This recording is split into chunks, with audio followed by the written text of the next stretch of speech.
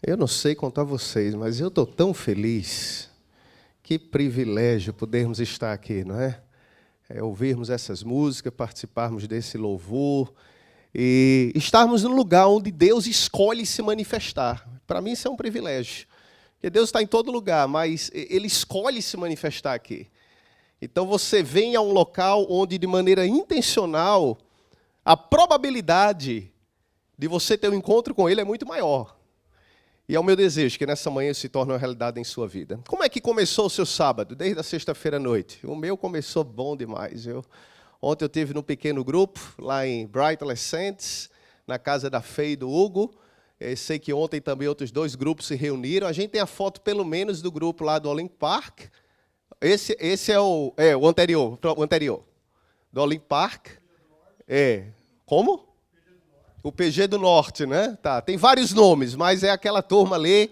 Tem mais alguns que não estão na foto, mas é uma turma firme. É raro uma sexta-feira esse grupo não se reunir. E se vocês querem saber aí alguma informação, fala com a Raquel, fala com o Neftali, tá bom, em relação a endereços e horários. Praticamente toda sexta eles estão juntos. E ontem eu tive o privilégio de ir lá em Bright Adolescentes, pode mostrar a próxima foto, lá na casa do Hugo, da Fê.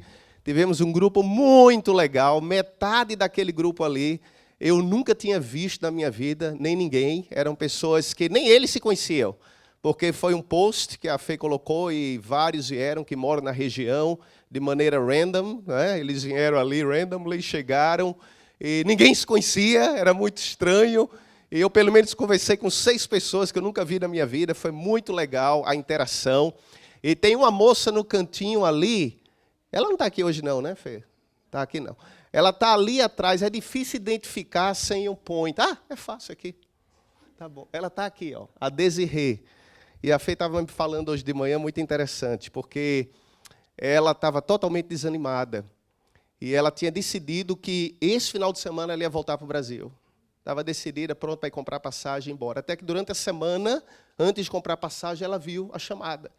E ela disse, tá, eu vou lá na sexta. E ela foi com umas 2 amigas, e ela disse que foi um turning point na vida dela. E ontem à noite, depois dos momentos da oração, de estarmos ali juntos, ela viu aquilo como um sinal de Deus, de ter encontrado um grupo onde a vida dela pode mudar.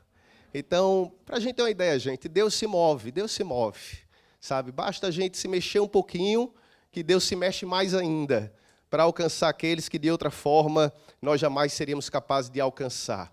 E eu coloquei o último slide ali, porque eu não quero que você perca essa experiência. E hoje nós temos praticamente 8 grupos que não se reúnem semanalmente, mas eles estão sempre se reunindo. Então, você fica antenado. Mas, dependendo de onde você mora, Bright Adolescentes, aquela região, a Fê, o Hugo, a Antônia, a Pamela, em Bondi, o Vitor e a Dani, vão estar viajando agora, né, para o Brasil, terça-feira, mas voltam e a gente retoma. A região ali, Olympic Park, Five Dock, o pequeno grupo do Norte, Manly, a Casey e o Paulo, o Oeste ali com Eba e Evelyn, os jovens, Marina e Andréa, em Ashfield, a Cris e o Ricardo. Ontem eles começaram o PG na casa deles, eles moram aqui pertinho da igreja.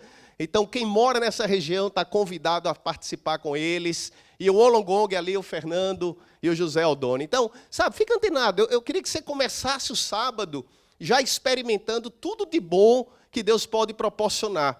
E eu sempre digo isso a Ângela lá em casa. Às vezes dá uma preguiça de sair. Eu coloquei no mapa ontem, deu 1h08 da minha casa, que eu moro bem pertinho ali, até Bright Adolescentes. E aí, quando eu olhei 1h08, a tentação de ficar foi muito grande. Mas eu entrei no carro e eu fui. E eu teria me arrependido se não tivesse ido. Cheguei em casa, era 11h40 da noite, mas feliz da vida, né? E mais ainda quando ouvi o testemunho hoje de manhã. Então, não perca essa oportunidade, tá bom? Pode tirar o slide. Vamos orar. Querido Pai, obrigado, Senhor, por essa vida em comunidade. Obrigado porque não é apenas uma igreja, mas somos uma comunidade. E o objetivo é estarmos juntos o maior tempo possível, mas o mais importante, na Tua presença, para, de alguma forma, recebermos as bênçãos que Tu sempre tens, Senhor, guardadas aí no Teu coração, no Teu bolso, para nos entregar no momento em que abrimos a nossa mão, no momento em que abrimos o nosso coração para recebê-las. Nesse momento, nós queremos abrir o nosso coração para a Tua palavra e pedimos que Teu Espírito se mova com poder, com intensidade e provoque em nossa vida mudanças para o presente e para a eternidade. Em nome de Jesus. Amém. Um dos desafios da vida cristã, eu entendo, é nós vivermos uma espiritualidade que seja real, que seja viva, que seja vibrante, que seja verdadeira, saudável. Não é esse o objetivo? Uma vida espiritual real, saudável, vibrante. E eu entendo que o meu papel, como pastor de vocês, e quando eu escrevi isso, eu quase que caí para trás. Como pastor de vocês há 12 anos. Uau, 12 anos. Uau, né? Quer dizer comigo junto, uau? Uau, né? O meu desafio é continuar ajudando vocês a crescerem nessa jornada espiritual. Então, hoje é um tema muito prático. E eu quero que você saia daqui hoje com ferramentas para você poder vencer essa carnalidade natural que há em nós e nos movermos para uma vida espiritual sólida, real, vibrante, com alegria verdadeira. Porque é muito fácil se mover na rotina da religião, é ou não é? É muito fácil. Até porque isso aqui se torna nossa identidade. Aqui estão seus amigos, muitas vezes aqui está a sua vida social, aqui também estão as suas crenças. Então isso aqui acaba se tornando sua identidade. E às vezes é mais difícil sair do que ficar. E como é mais difícil sair e perder isso, você fica. Mas você fica se movendo na rotina da religião, sem experimentar de fato aquilo que Deus propõe para você. Mas eu não quero viver assim. Eu não sei contar você, eu não quero. Igreja para mim não é um appointment. Igreja para mim não é um item na minha agenda. Não é algo que eu venho porque eu faço isso há tanto tempo que eu venho. Não. Eu não quero viver assim. Até porque eu entendo que o tempo que nós vivemos é um tempo que exige algo diferente. Porque nós estamos muito perto do fim. E você não precisa nem ser cristão ou acreditar na Bíblia para isso. Basta você ler as notícias, basta você acompanhar o mundo aí fora, que você percebe que existe essa percepção.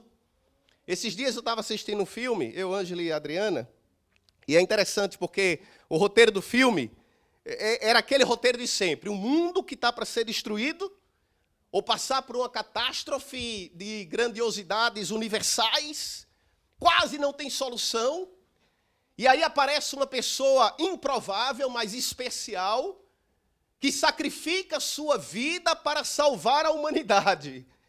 E eu sempre assisto isso e eu penso, é um roteiro bíblico. Está copiando da Bíblia. Mas essa é a percepção que nós temos, porque todo mundo sabe que a gente caminha na direção de um clímax dessa história. E nós precisamos viver algo que ainda não estamos vivendo. E quando eu digo que nós não estamos vivendo, eu falo isso com convicção.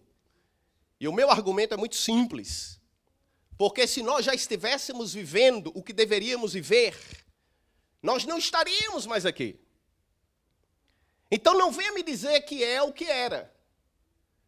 Também não é aquilo que é. Eu tenho certeza que não é isso que é. Mas nós precisamos caminhar para experimentarmos algo diferente que Deus propõe para cada um de nós. E um dos grandes temas da Bíblia é a vida no Espírito. E o contraste entre viver na carne e no Espírito.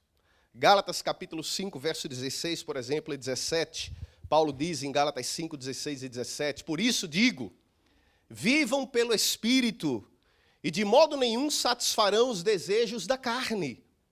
Pois a carne, se tiver como jogar o texto na tela, quando eu falar, Jason, se tiver como jogar os textos na tela, porque talvez nem todos tenham e não acompanham a velocidade, Gálatas 5, 16 e 17, por isso digo, vivam pelo Espírito, e de modo nenhum satisfarão os desejos da carne. Pois a carne deseja o que é contrário ao Espírito, e o Espírito quer o que é contrário à carne. E eles estão em conflito um com o outro, de modo que vocês acabam fazendo aquilo que não querem, aquilo que não desejam. Esse tema está na Bíblia. A Bíblia diz que Jesus, lá no Getsêmani, antes dele ser preso, e ele pediu ali a Pedro, Tiago e João para ficarem em oração com ele, e ele saiu um pouco mais adiante. E a Bíblia diz em Mateus 26, 40 e 41, Mateus 26, 40 e 41, que Jesus foi lá orar e depois ele voltou aos discípulos. E ele os encontrou dormindo.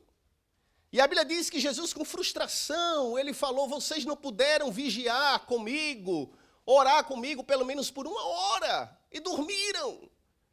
E ele disse a Pedro: vigiem e orem, para que não caiam em tentação. Porque o espírito de vocês está pronto. Todo mundo aqui quer. Mas o problema é que a carne é fraca. E o espírito luta contra a carne, e a carne contra o espírito.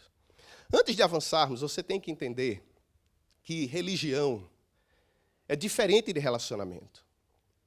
Você pode ter religião e não ter um relacionamento real com Deus. Isso é um fato. E porque somos tridimensionais, não é? Mente, corpo e espírito, tudo aquilo que você alimentar vai crescer. Se você alimentar, por exemplo, apenas o aspecto carnal, físico do seu ser. E quando eu falo carnal, eu não estou aqui falando de moralidade apenas. Porque algumas pessoas aqui, elas são naturalmente boas em moralidade. E você nem precisa de Deus para ser uma pessoa moralmente boa. Nem precisa de Deus. E para alguns de nós isso é natural. Mas quando eu falo sobre alimentar a carne, eu estou falando de algo que vai além. Porque você é bombardeado diariamente, constantemente, com todo tipo de coisa, positiva e negativa. Aí alguém chega e diz: e aí, você ouviu o que estão falando por aí? Alguém já te contou? Olha, eu ouvi falar aqui. Aí você abre o jornal e dá de cara com alguma coisa que você não estava nem esperando. E segunda-feira eu confesso. E eu confesso, olha, eu não sou nem fã de basquete. Mas quando eu li segunda-feira e vi todos aqueles posts e coisas sobre a morte lá do Kobe Bryant, né, e da filha dele, eu passei um dia meio deprimido. Passei a segunda-feira inteira meio estranho. Porque você é bombardeado constantemente com todo tipo de coisa. Você coleta todo tipo de informação e armazena em sua mente. E depois você se pergunta por que você não tem paz. Como é que vai ter? A mente está cheia de coisa. As portas estão abertas para todo tipo de coisa. E você passa mais tempo alimentando a sua mente com esse tipo de informação do que você passa em oração, em louvor, em leitura da Bíblia, em comunhão com Deus. Alimentando o seu lado espiritual. E sabe, irmãos, ter uma mente carnal para um cristão significa morte. Significa morte. A razão por que você não é feliz não é a sua idade, não é a sua aparência, não é porque você não tem dinheiro, não é porque você é solteiro. A razão por que você não é feliz, a culpa não é do seu marido, a culpa não é de sua esposa. A razão por que às vezes você não é feliz é porque a sua mente está cheia. E às vezes o coração está vazio. E aí é complicado. E sabe, quando eu penso nessas coisas, eu chego à conclusão que o grande desafio é desenvolver o lado espiritual. E eu receio que muitos de nós que estamos aqui não estamos fazendo isso, desenvolvendo o lado espiritual da vida. Ou pelo menos não estamos colocando a energia que deveríamos colocar. E esses músculos espirituais dentro de você, às vezes estão definhando, subdesenvolvidos. Porque a TV que você assiste alimenta o seu lado carnal. As músicas que você ouve, muitas vezes, alimentam o seu lado carnal. Aquilo que você lê, aquilo que você ouve, o que as pessoas dizem, conversam com você, o que você vê lá no social media, tudo isso alimenta a sua carnalidade. Mas muitas vezes, no que diz respeito aos músculos espirituais, você pode estar definhando. E eu vou dizer como sei que talvez você pode estar definhando. Se, por exemplo, no momento do louvor, você vai tipo com a multidão, não é? Você gosta, você está aqui, mas de alguma maneira você não vive aquele momento com intensidade. Não é que você discorda, não é que você não crê no que está sendo falado ou cantado, mas durante a música você fica olhando a roupa da pessoa, você escuta alguma coisa que você não gosta, passa um pensamento pela mente, e parece que você não consegue extrair daquele momento o que outros estão extraindo. Embora você goste da ideia, você fica entediado rapidamente. E aí você olha para o lado e você vê alguém cantando a música, de olhos fechados, talvez com a música final agora, com as mãos levantadas, e você fica pensando, ele deve estar cantando outra música, porque a minha não me dá esse tipo de inspiração, não me conecta desse jeito com Deus. Eu vou dar um outro exemplo. Vamos supor que nós tivéssemos agora aqui um momento de oração. E eu dissesse, olha, vamos todos nos ajoelhar. Vamos ajoelhar. E vamos orar. E aí você se ajoelha comigo. E aí 30 segundos orando, tudo bem. Mas passou de 30 segundos, daqui a pouco você está lá, meu joelho está doendo, né? Aí daqui a pouco dá um minuto, você começa a lembrar que acabou o leite, que quando terminar o sábado você tem que passar no mercado comprar leite. E daqui a pouco sua mente está completamente dispersa, completamente desconectada. É porque a sua mente está tentando tirar você do que é espiritual e trazer você de volta para aquilo que é carnal. E orar é boring.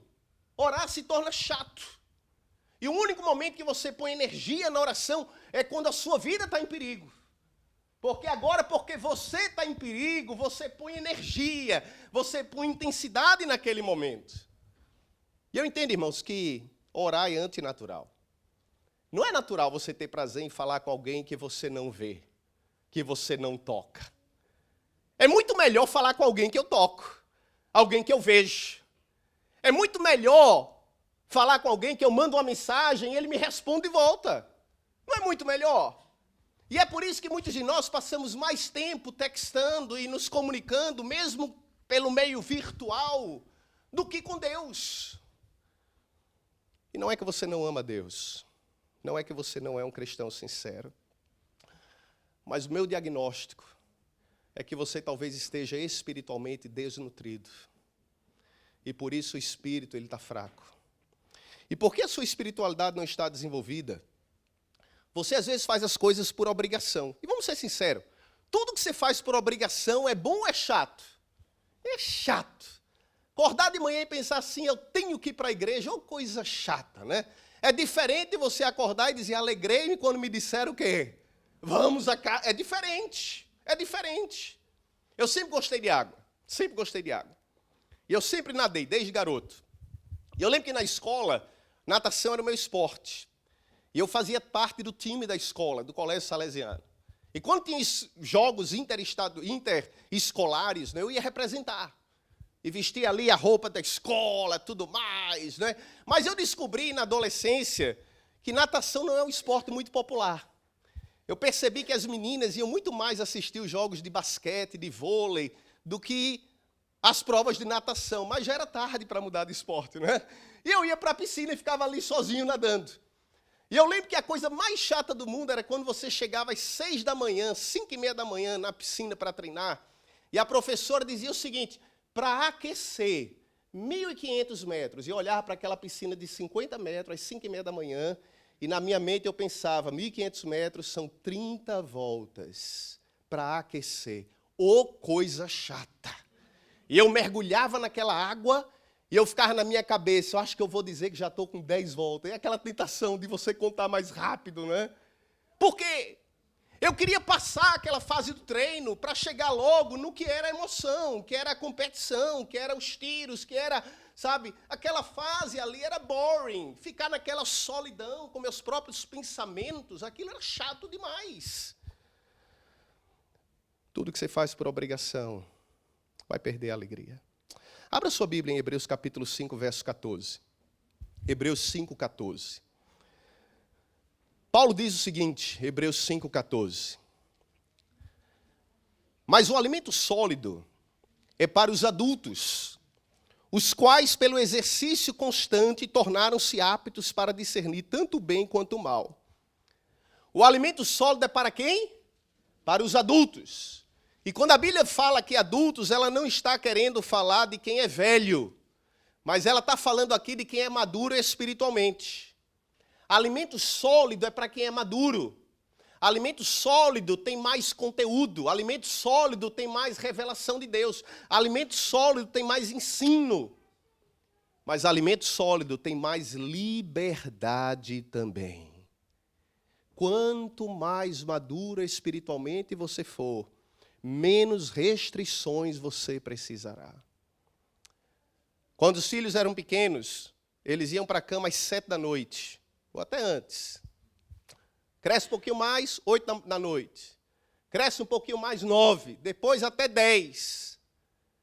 Mas agora que saiu de casa, eu não ligo às 10 da noite para André, e aí, já foi para a cama, está tarde. Não, eu não quero nem saber. Dorme a hora que quiser.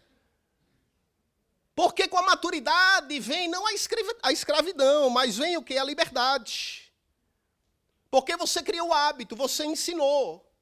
Você ensinou quando eram crianças. E aí, quando se tornam mais velhos, você os liberta das regras. Porque com a maturidade vem o quê? A liberdade. Você não dá liberdade para uma criança, dá? Não, você não pode pegar uma criança de 3 anos de idade e deixá-la dormir a hora que ela quer. Ou então dizer, não, eu quero que o Juninho fique acordado porque eu estou sozinho aqui, né? Eu quero ver um filme e o Juninho vai fazer companhia para mim até 1 da manhã. Você não pode fazer isso. O Juninho tem que ir para a cama. Você não dá liberdade assim para uma criança. E o princípio bíblico é que o alimento sólido é para quem é adulto. Quanto mais maduro você for, mais liberdade. Por isso eu não sou aquele tipo de pastor que fica correndo atrás dos membros da igreja, policiando a vida das pessoas, checando onde você está, ou o que está fazendo. E hoje é até mais fácil fazer, né? Você pode fazer em casa ali do celular, né? Olha, peguei. É mais fácil. Mas eu não sou esse tipo de pastor, eu não vou ficar correndo atrás de ninguém. Porque eu não quero tratar vocês como crianças. Eu não quero. Isso pode, isso não pode. A não ser que você seja novo na fé. Aí você precisa de mais instrução, de mais orientação. Mas se você já é batizado e já está nessa jornada há um tempo, você tem que amadurecer. Você tem que aprender a ter discernimento espiritual. E trabalhar dentro da liberdade que Deus te dá. Porque não está tudo na Bíblia, irmãos. A Bíblia não diz tudo, não tem todas as minúcias aqui. E você vai ter que aprender a aplicar os princípios espirituais na sua vida, no seu dia a dia. Mas cuidado, para não se enganar a si mesmo e fazer mau uso dessa liberdade. Seja honesto. Sejamos honestos, irmão. A gente sabe o que é e o que não é. Sabe ou não sabe? Você sabe o que está ou não está no seu coração. Você sabe quando você está tentando enganar-se a si próprio e racionalizar o pecado. Você sabe disso. Muito cuidado. Seja honesto consigo. Para que você não se engane.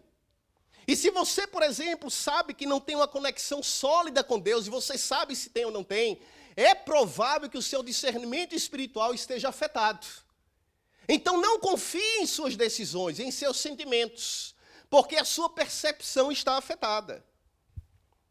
E não importa quanto tempo você esteja aqui, de acordo com a Bíblia, você ainda é uma criança. Pode estar há 20 anos, 40 anos na jornada cristã, mas se não tem uma conexão com Deus, você ainda não é um adulto, você ainda é uma criança diante de Deus. Mas vamos terminar o texto. Paulo diz o seguinte, mas o alimento sólido é para quem? Para os adultos, os quais pelo exercício constante, olha essa palavra, é chave aqui. Exercício constante, tornaram-se capazes de discernir tanto bem quanto o mal. A razão por que você tem dificuldades com a espiritualidade é porque você não usa. É muito simples, é porque você não usa. Olha o que Paulo diz. O músculo que mais dói quando você começa a malhar é aquele que você não usa. É por isso que para alguns rapazes o leg day é o pior que tem. Porque quase não usa. Só malha a parte de cima. E aí sofre no leg day, porque o músculo que você menos usa é o músculo que mais dói. Eu vou mostrar para você porque desenvolver seus músculos espirituais é importante e vir à igreja apenas não vai resolver. Porque você sabe que você pode vir para a igreja e você pode ser apenas um espectador e não um adorador. Você sabe disso. E aí você não vai conseguir se beneficiar como os outros vão desse momento de adoração. Você sabe que tem que colocar energia, mas você nem sabe como colocar energia, como se conectar melhor. E uma das razões porque você não consegue se conectar com Deus como deveria é porque às vezes você não está conectado consigo mesmo. Sabe, pessoas que estão conectadas consigo próprias, elas têm mais facilidade de transitar do carnal para o espiritual. Porque elas compreendem o seu próprio coração. Elas conseguem enxergar a sua necessidade. Porque é muito fácil, irmãos, a gente vir para aqui, para a igreja, e a gente pensar no momento de adoração o seguinte: minha vida está legal, estou bem, não estou no hospital, eu comi hoje até mais do que deveria, não é? Minha vida está caminhando bem. E você vem para a presença de Deus sem uma percepção da sua necessidade, até achando que vir aqui é um favor que você faz para alguém, para mim, para Deus, seja quem for. E não é. E você tem que entender que isso aqui é vital para você. E se você não estiver conectado com o seu próprio espírito primeiro, consigo próprio, você não vai entender que não importa quão bem você está, há muita maldade no seu coração, há muita coisa na sua mente. E tudo isso aí vai travar você na sua vida espiritual para não crescer. Por isso, Davi dizia no Salmo 151, sonda-me, ó Deus, e vê se há em mim alguma coisa, me ajuda. Vasculhe o meu coração. Vê se há alguma coisa mal, algum caminho mal, alguma coisa atrapalhando, me ajuda, sonda-me. É isso que ele dizia. Vamos ao texto de hoje, João capítulo 4. Abra sua Bíblia em João capítulo 4. Tudo isso era apenas a introdução. Estou brincando, irmãos. João capítulo 4. Mas o texto de hoje, João capítulo 4, a partir do verso 4, diz o seguinte. E fiquem tranquilos, se vocês estão sofrendo com calor, eu estou sofrendo o dobro aqui da frente, viu? Então, era-lhe necessário passar por Samaria. E assim chegou a uma cidade de Samaria chamada Sicar, perto das terras que Jacó dera a seu filho José. E havia ali o poço de Jacó. Jesus, cansado da viagem, sentou-se à beira do poço. Isso se deu por volta do meio-dia. Nisso, veio uma mulher samaritana tirar água. E disse-lhe Jesus, dá-me um pouco da água. Os seus discípulos tinham ido à cidade comprar comida. E a mulher samaritana então perguntou a Jesus, como o Senhor, sendo judeu, pede a mim, uma samaritana, água para beber? Verso 10, Jesus lhe respondeu, se você conhecesse o dom de Deus e quem é que está te pedindo água, você me pediria e eu te daria água viva. Disse a mulher, o Senhor não tem nem como tirar água e o poço é fundo. Onde é que o Senhor vai conseguir essa água viva? Acaso o Senhor é maior que o nosso pai Jacó, que nos deu o poço, do qual ele mesmo bebeu, bem como seus filhos e seu gado? Jesus respondeu, quem beber dessa água terá sede outra vez, mas aquele que beber da água que eu lhe der, nunca mais terá sede. Ao contrário, a água que eu lhe der, lhe será nele uma fonte de água a jorrar para a vida eterna. Então a mulher olhou para Jesus e lhe disse, Senhor, dá-me desta água, para que eu não mais tenha sede, nem precise voltar aqui mais para tirar água. Essa história sempre me fascinou, sempre. Como é que Jesus encontrou essa mulher junto ao poço? E eles tiveram a conversa mais esquisita do mundo, sabe? Eu olho para essa história e eu fico impressionado, porque perceba uma coisa. Jesus sentou-se junto ao poço porque ele estava com sede e ele queria água. Aí chega essa mulher que também precisa de água para tirar a água do poço. E ele pede à mulher que precisa de água, que lhe dê água. E enquanto ela está ali decidindo se ela vai dar água ou não àquele estranho, Jesus disse, se você soubesse a água que eu tenho, você me pediria. É uma conversa muito estranha. E daqui a pouco eles começam a discutir agora sobre a água de quem é melhor. E Jesus disse, se você beber da minha água, que ele não tinha, porque ele estava lá para pegar água, mas se você beber da minha água, você nunca mais vai ter sede. Então a mulher que agora já estava para dar água para aquele estranho, ela deixa o seu vaso cair no chão, derrama toda a água, e ela pede àquele homem, me dá dessa água, para que eu nunca mais tenha sede. E nenhum dos dois bebeu nem um gole sequer. Durante toda a história, nenhum deles bebeu nem um gole sequer de água. E depois eles falam sobre religião. E eles falam sobre alguns assuntos. E Jesus entra no assunto da moralidade. E essa mulher que está ali, e eu fico impressionado que Jesus parou um dia inteiro no seu itinerário de 3 anos e meio para salvar a humanidade, ele parou um dia inteiro para conectar com essa mulher. Só isso já me impressiona. Primeiro porque ela é uma mulher, ela não é um homem. E mulheres naqueles tempos, elas não eram respeitadas como líderes espirituais. E Jesus esperou o dia inteiro para falar com ela. E essa mulher tivera 5 maridos. E o que é que a Bíblia quer dizer, irmãos, quando diz que aquela mulher tivera 5 maridos?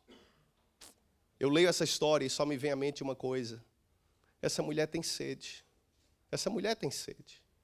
Ela é sedenta. Ela tem sede na sua carne.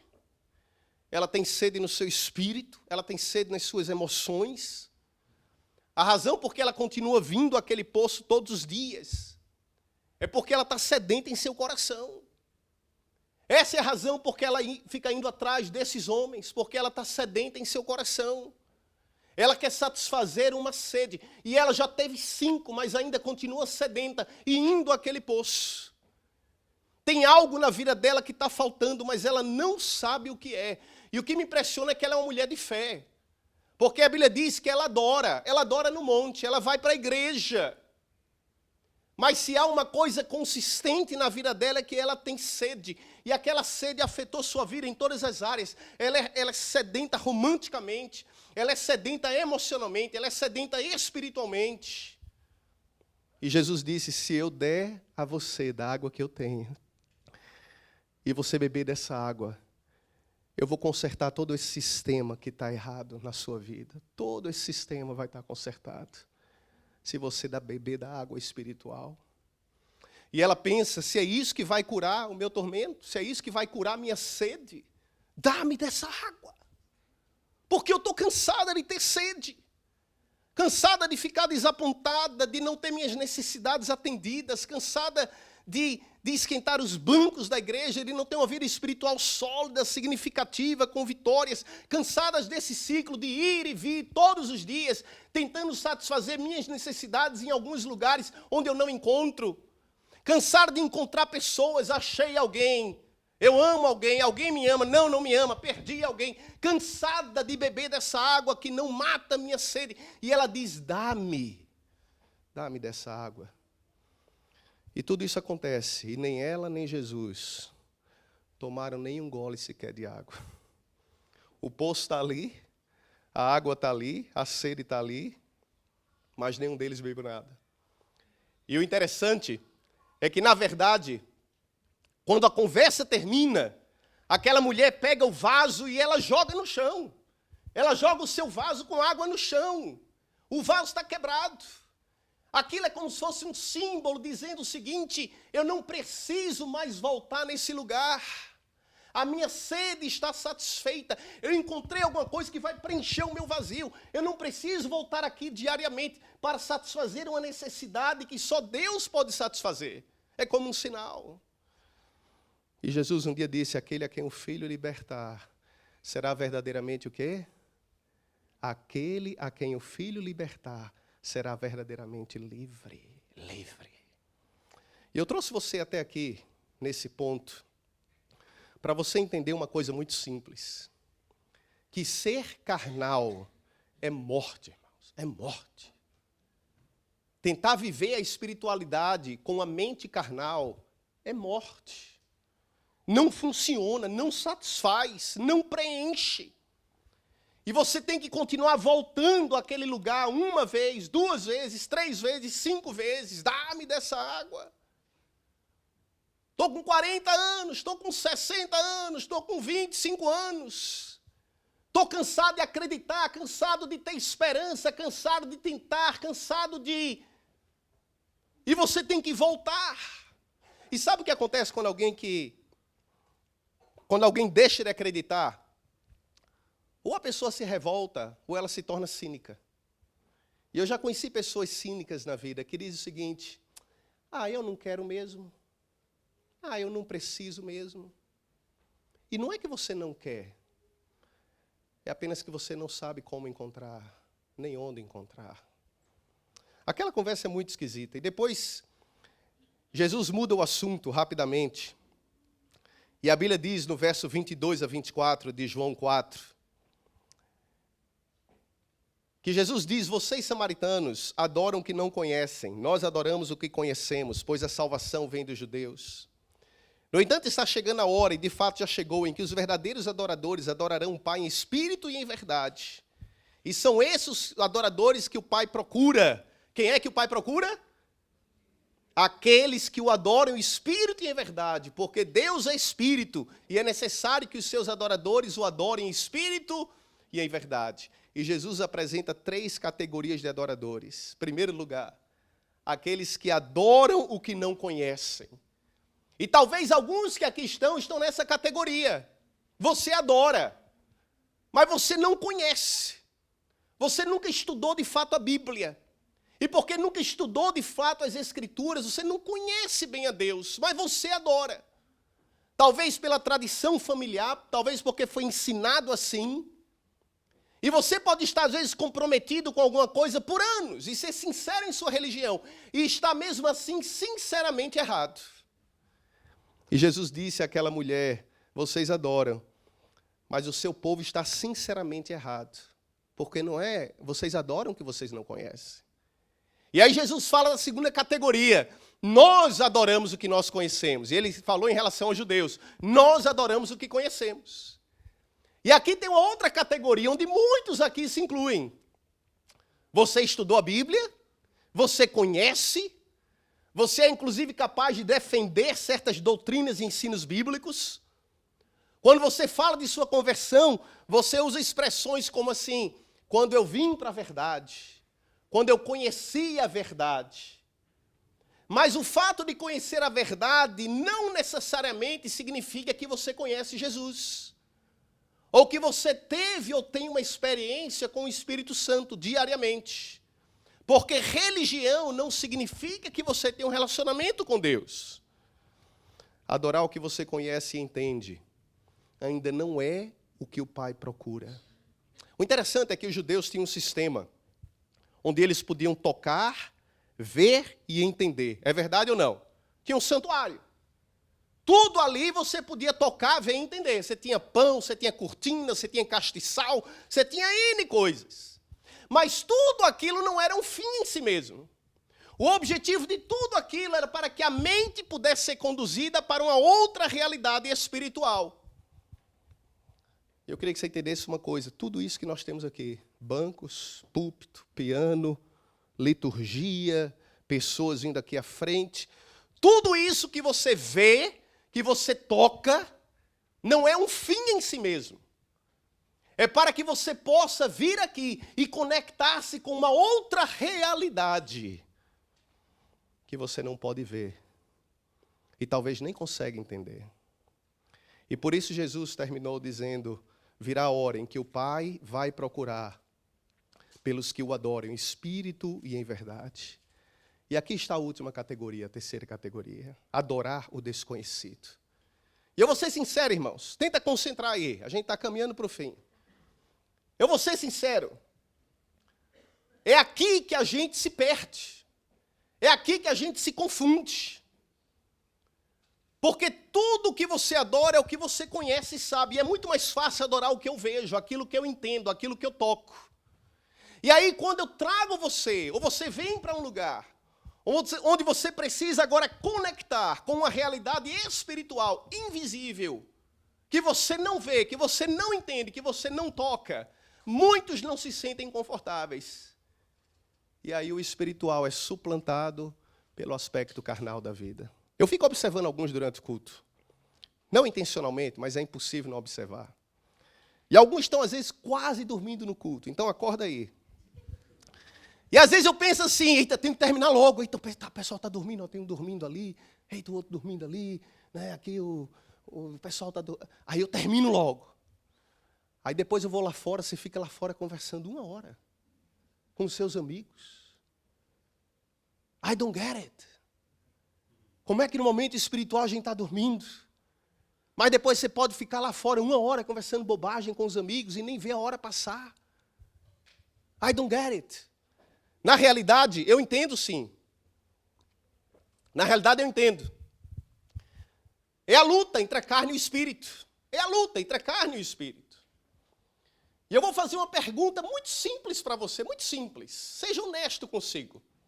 Qual foi a última vez que você, de maneira intencional, para exercitar seus músculos espirituais, você fez algo? De maneira intencional, dizer, hoje eu vou malhar o meu espírito. E de maneira intencional você fez algo. Qual foi a última vez? Por isso que está fraco. Qual foi a última vez que você sentiu prazer em estar sozinho? Sem televisão ligada, sem música ligada, sem interferências, celular baixo. E ficou quietinho para entrar em contato consigo e com Deus, ou ler um verso e ouvir a voz de Deus. Qual foi a última vez que você ficou confortável sem aquilo que é tangível, sem aquilo que é audível, sem aquilo que é visível? Seus músculos espirituais às vezes estão fracos, e é por isso que você tem que ter barulho, tem que ter movimento, tem que ter agitação, tem que estar fazendo alguma coisa. Porque quando você entra em contato com essa outra voz, você fica desconfortável. Porque ela vem, às vezes ela incomoda. E é mais simples não ouvir do que ouvi-la. Você não sabe que você nunca está só. Nunca. A coisa que Deus mais quer é entrar em contato contigo. Você nunca está só. Ele te cerca todo o tempo. O anjo do Senhor acampa-se ao redor daqueles que o amam. Jesus disse, eu estou contigo todos os dias até o último dia. Eu vou estar aí juntinho de você. Mesmo quando você acha que está só, você não está só. Mesmo quando você não vê alguma coisa, existe uma presença invisível ao teu lado. Quando você acordou, entrou no carro, quando trabalhava, todo o tempo você não vê, não entende. Mas não é porque você não vê e não entende que ele não está aí. E às vezes a gente acha que a presença das pessoas é mais real do que a presença de Deus, porque eu consigo ver o outro, eu toco no outro, e eu não vejo a Deus. Mas a presença dele é real, é verdadeira. E você precisa desenvolver um outro sentido, que você não tem ele naturalmente, para que essa presença se torne real em sua vida. E para que a gente não continue vindo aqui, irmãos, se movendo na rotina da religião. Eu não quero viver assim, eu não quero. E eu sei que é um exercício diário. Aquele dia terminou e eu nem sei se eles beberam água. A mulher foi embora, quebrou o vaso, foi embora com sede. Jesus ficou lá na beira do poço com sede, coitadinho, o dia inteiro ali esperando e nem beberam água. Mas ela correu porque ela encontrou uma saciedade que ela não encontraria em nenhum outro lugar. E eu sei que você está com sede. Eu sei que você está com sede. Não desista. Não desanime. Há um Deus que pode saciar a tua sede. Há um Deus que pode saciar. Eu não consigo explicar, irmãos. Mas eu sei que se você quiser experimentar, esse Deus se tornará real em tua vida, concreto em tua vida. E Ele será muito mais do que uma ideia, muito mais do que uma doutrina, muito mais do que um ensino, muito mais do que um livro apenas. Ele será um Deus vivo, verdadeiro. O teu amigo, o teu companheiro, o teu Deus, o teu Senhor, o teu Salvador. O que quer que você precise para preencher a tua vida no presente e para a eternidade. Querido Pai, obrigado porque o teu Espírito é como o vento, Pai, que sopra. Nós não conseguimos ver, não conseguimos saber de onde vem nem para onde vai, mas nós conseguimos sentir os efeitos da tua presença em nossa vida, Pai. Nós não queremos ter uma mente carnal. Desenvolve-nos espiritualmente, Senhor. Ajude-nos a desenvolver os nossos músculos espirituais. E essa sensibilidade em conectar com Deus, que é Espírito, Senhor. Porque são esses os adoradores a quem o Pai procura, aqueles que o adoram em espírito e em verdade. E é assim que nos colocamos em tua presença. E nós te louvamos e te agradecemos em nome de Jesus. Amém.